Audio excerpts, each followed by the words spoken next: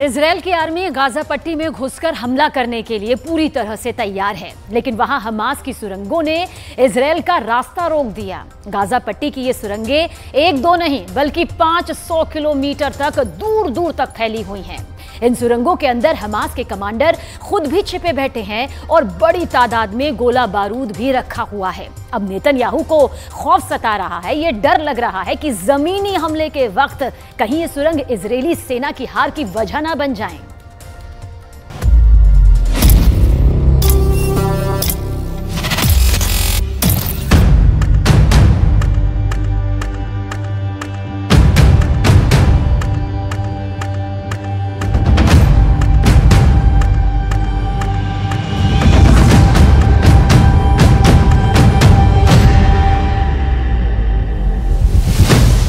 Gaza पट्टी, जमीन के नीचे शहर। पूरी गाजा पट्टी में सुरंगों का जाल, सुरंगों का भूल भुलैया, सुरंग में कमरे भी, सुरंग छिपने की बेहतरीन जगह, सुरंग को भेद पाना मुश्किल। क्या गाजा पट्टी की सुरंगों में फंस जाएगा इजरायल?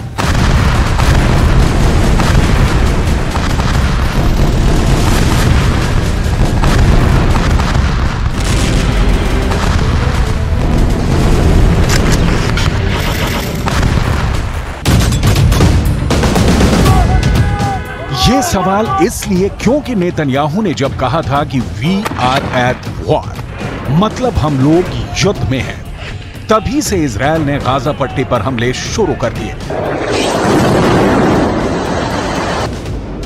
मतलब 7 अक्टूबर से लेकर 16 अक्टूबर तक इजरायल ने गाजा पट्टी को बमों से पाट दिया।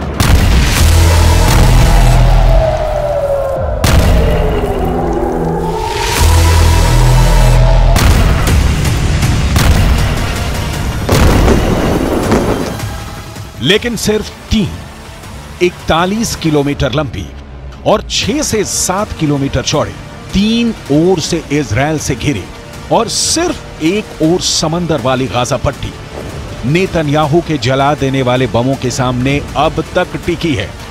इजरायल के पास पावर है। गाजा पट्टी चंद हजार हमास के आतंकियों के साथ इजरायल जैसी शक्ति का मुकाबला करने में असमर्थ है। गाजा ईंट दर ईंट बिखर रही है, दीवार दर दीवार ढह रही है, लेकिन इजरायल के सामने उसका अस्तित्व अब भी कायम है। कहा जा रहा है कि हमास के अब तक टिके रहने का मुख्य कारण गाजा पट्टी में बनाई गई सुरंगें हैं। इन सुरंगों में हमास ने पूरी दुनिया बसा रखी है, जिससे वो इजरायल के अंदर तक जा सकते हैं और अपने आप को इजरायल के एयर स्ट्राइक से बचा भी सकते हैं। कह सकते हैं कि महीनों तक रहने का इंतजाम इन सुरंगों में हमास के आतंकियों ने किया है। इसीलिए गाजा पर किसी हमले से पहले इजरायल चाहता है कि पूरी जानकारी सुरंगों के बारे में जुटा ली जाए।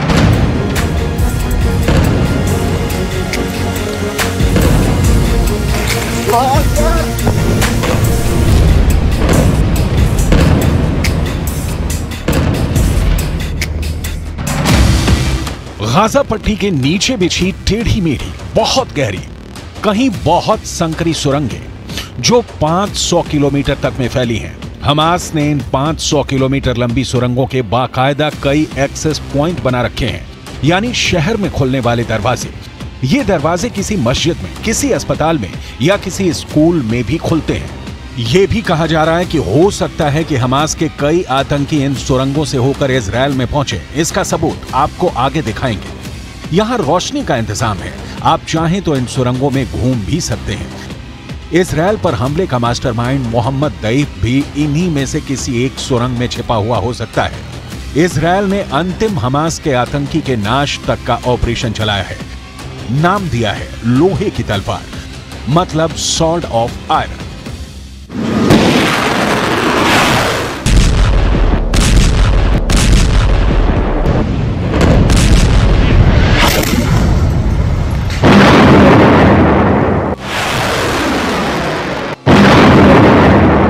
गाजा पट्टी के सुरंगों की कहानी बड़ी दिलचस्प है।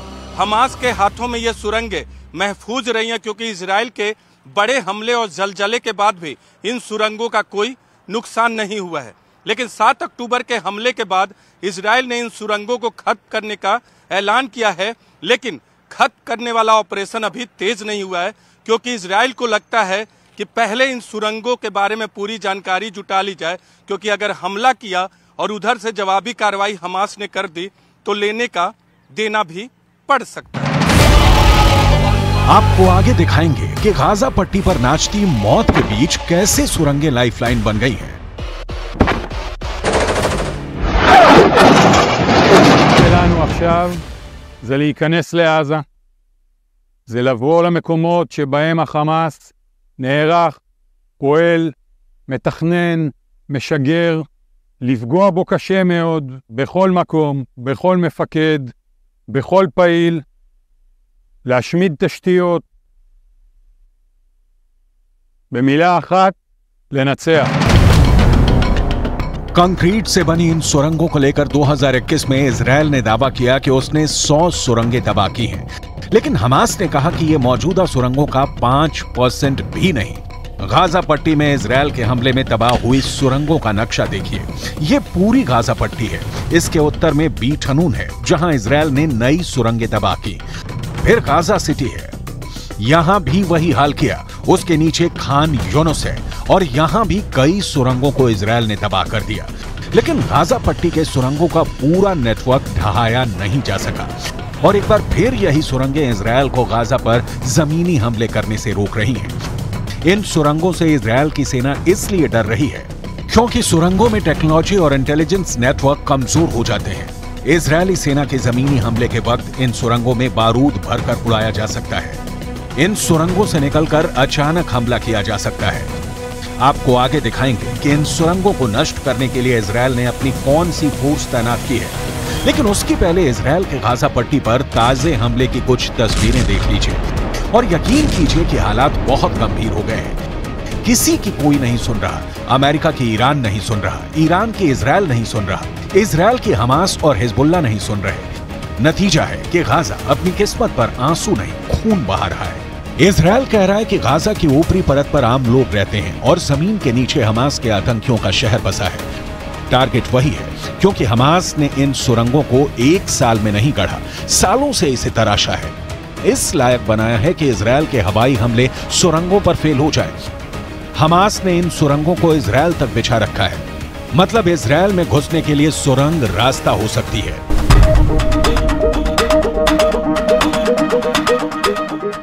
जैसे जबालिया से, गाजा सिटी से, शेजाइया से इजरायल के नहल ओजी, कफर अजा तक ये सुरंगें फैली हो सकती हैं। इन सुरंगों में हमास ने सारे हथियार जमा कर रखे हैं। अब सवाल उठता है कि हमास के पास इन सुरंगों को बनाने का पैसा कहां से आया? तो जवाब है, मदद के लिए मिले पैसों को हमास ने आम बाशिंदे की तालीम या सेहत पर खर्च करने की जगह सुरंग बनाने पर खर्च किया, क्योंकि इनके दिमाग में बहुत क्लियर है कि इजरायल पर हमला करेंगे तो वो छोड़ेगा नहीं। और अब सुरंगें हमास की जीवनदायिनी बनी हुई हैं।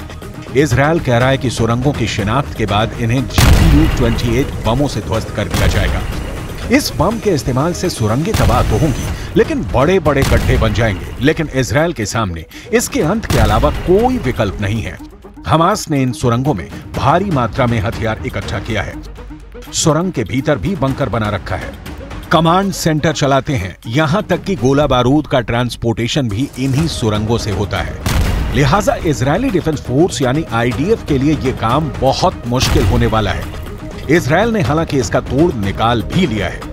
सुरंगों को नष्ट करने के लिए इजरायल ने सेना में स्पेशल यूनिट बनाया है। नाम है याहलोम यूनिट। याहलोम कॉम्बैट इंजीनियरिंग कॉर्प्स की एलीट कमांडो यूनिट है।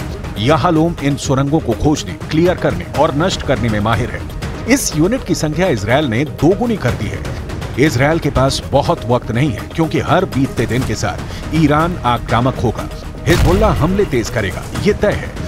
दूसरी ओर हमास के पास भी वक्त नहीं है, लेकिन सुरंगों में छिपे लोगों को इसकी चिंता कम है। कहा जा रहा है कि इन सुरंगों में छुपे हमास के आतंकियों के पास पर्याप्त मात्रा में खाना खाने और पीने को पानी मौजूद है।